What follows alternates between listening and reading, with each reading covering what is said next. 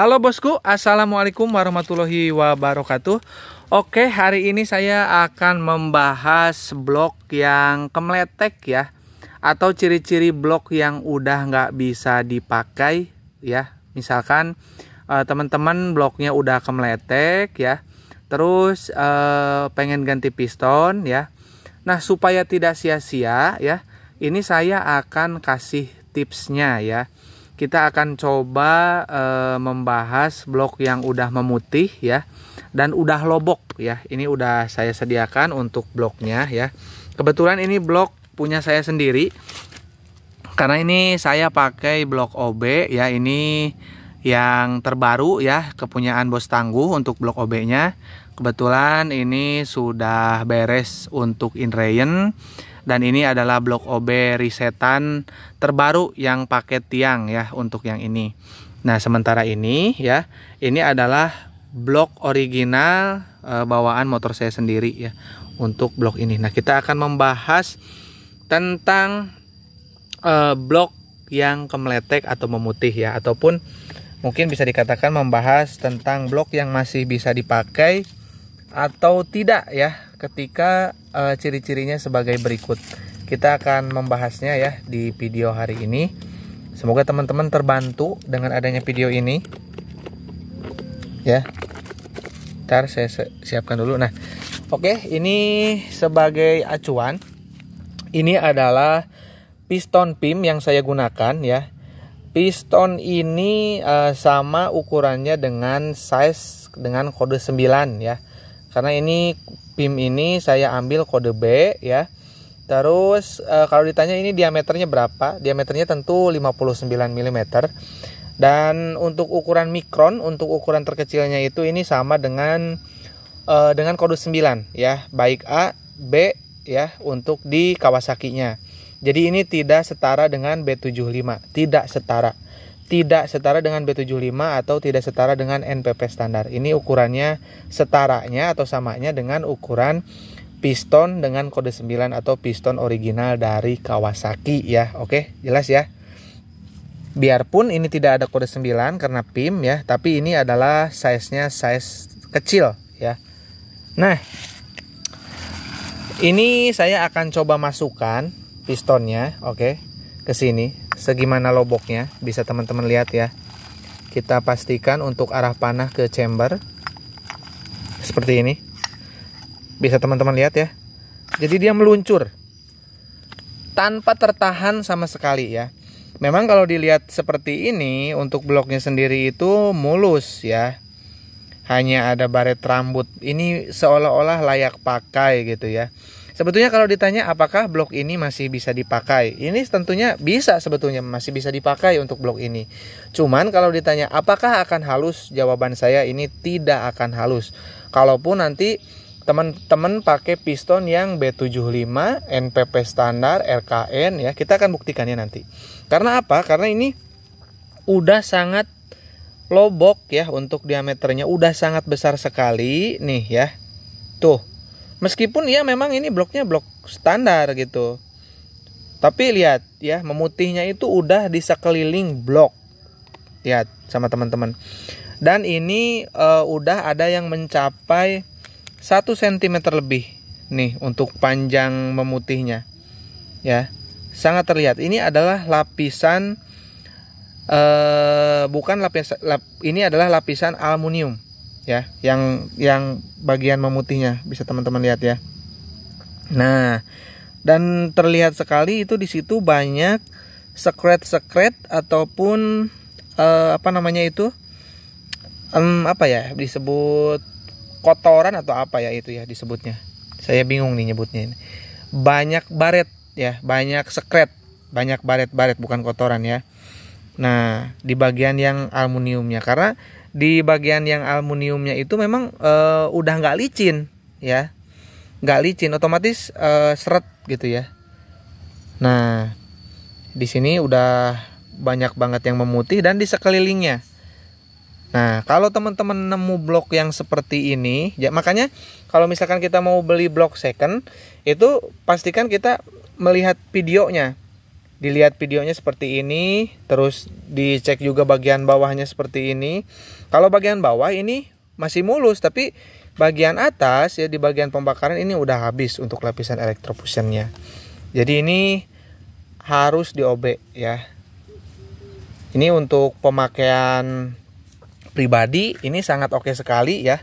Atau mungkin ada yang minat buat beli blok ini untuk bahan OB.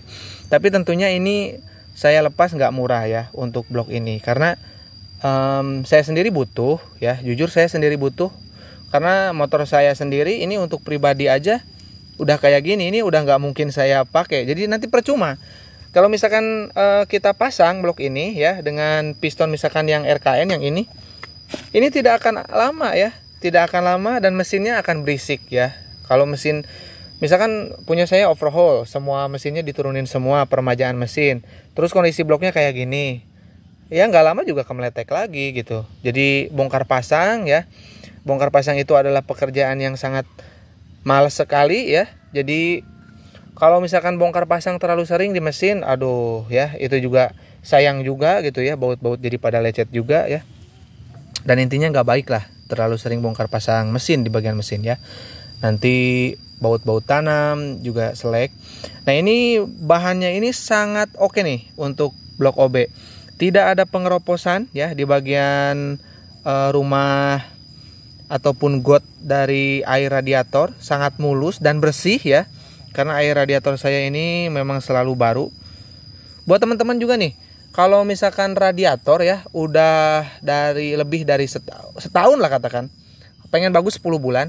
10 bulan itu diplaster ya, dibuang ya. Ini ada tips nih sebelum kita lanjut. Nah, kalau misalkan teman-teman motornya udah 10 bulan atau setahun, buang dari sini. Nih dari pembuangan ini jangan lupa itunya dibuka dulu. Tutup radiatornya dibuka terus dibuang dari sini ya. Supaya nanti boringnya nggak ada pengeroposan tuh. Punya saya juga bersih banget tuh boringnya ya. Karena sering ganti air radiator ya. Itu tipsnya supaya awet ya untuk blok mesin.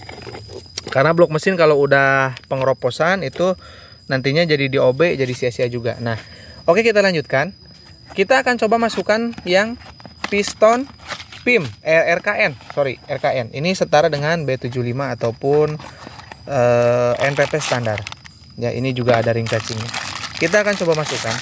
Sebetulnya kalau udah seperti ini ya. Nah ini piston yang baru.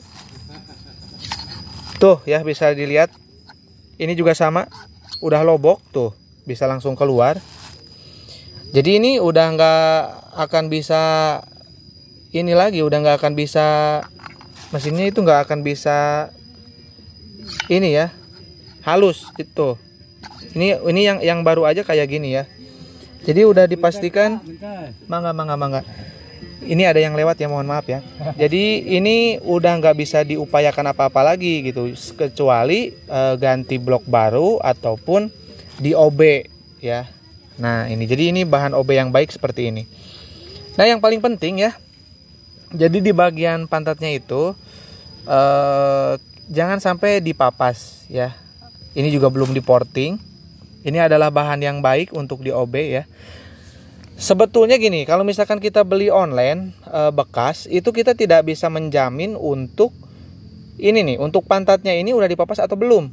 Nah itu yang jadi permasalahan ya kalau misalkan kita beli online. Kalau ini udah terbukti bloknya ada di saya ya. Ini bahan OB yang sangat jos ya.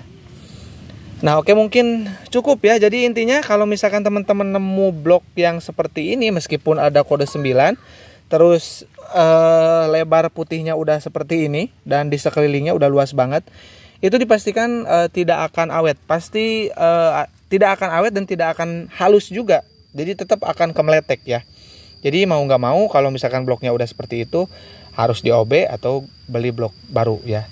Ini juga saya butuh sebetulnya ya, karena ini untuk yang bos tangguh akan segera kita bongkar sebentar lagi ya, karena inlainnya udah selesai. Karena punya saya ini dibongkar, punya saya juga menyedihkan sekali ya. Punya sendiri malah kayak gitu ya.